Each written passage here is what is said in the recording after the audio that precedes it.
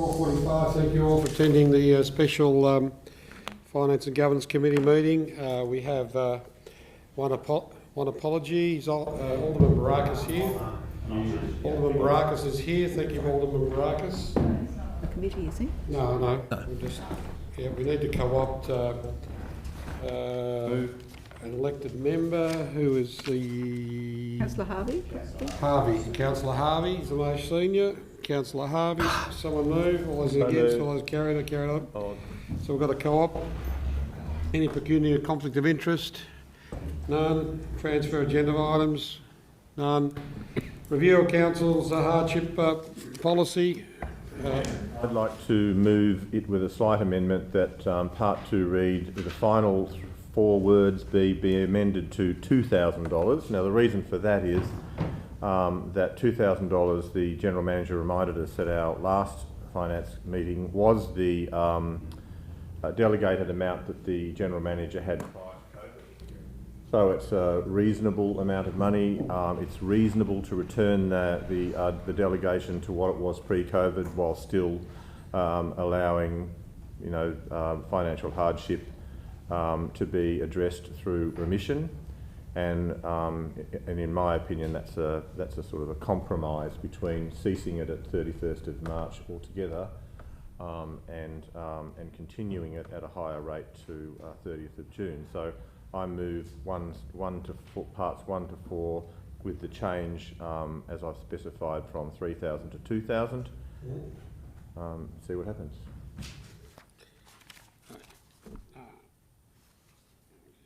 Yep, Deputy.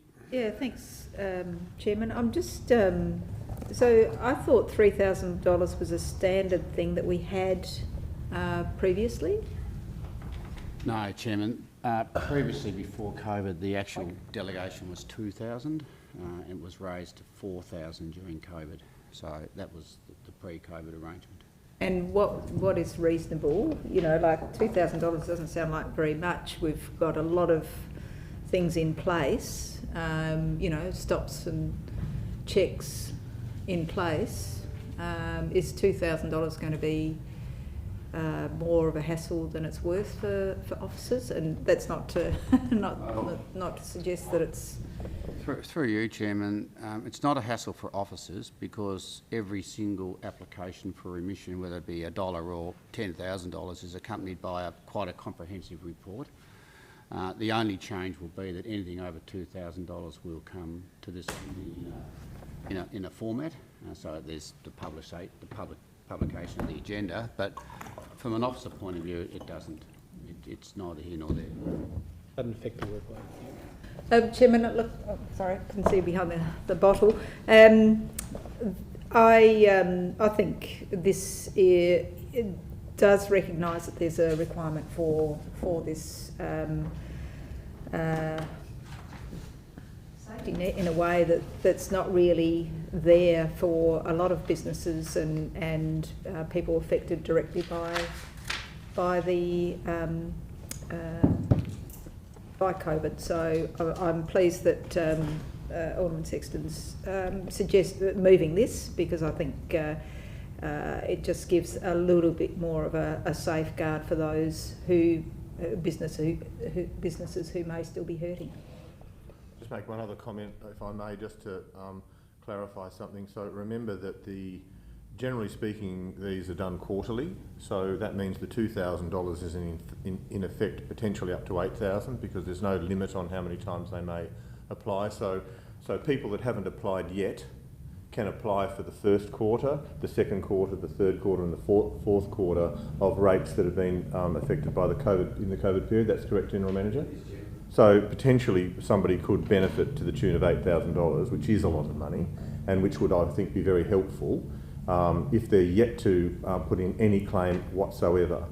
So one of the deputy is looking puzzled. So one of the issues was that when we were discussing this, as you might recall, it was pointed out that there are a number of people who are only now realising that they could have applied for this right back at the very beginning, and now that they've reached a certain point in their financial situation where it's necessary, that we didn't want to cut them off and give them the opportunity to backdate it By ending it on the 31st of March, that would have prevented that.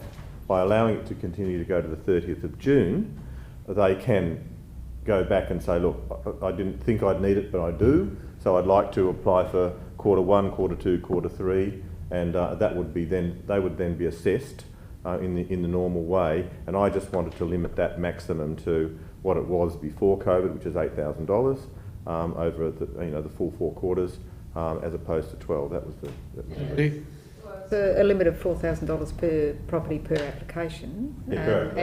I don't understand what, I'm still looking blank because it only comes to council if it's above $2,000. But maybe a question through you, Chairman, to Ms McDonnell. How many applications, like repeat applications, have we had for this kind of assistance? Namal? Through you, Chair, we've had $47,000 worth of remissions from about a dozen, perhaps 12 to 15 different property owners.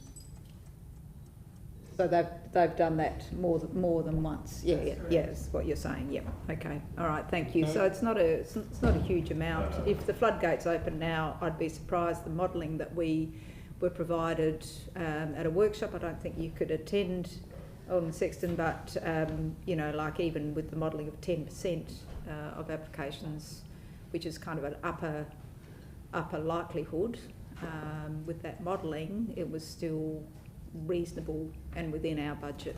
Yeah, understand. Okay, thank you very much. Unless there's something new, nothing new, that's fine. I'll put the item. All those in favour? Aye. All those against? The item's carried. Thank you very much. Meeting is now over.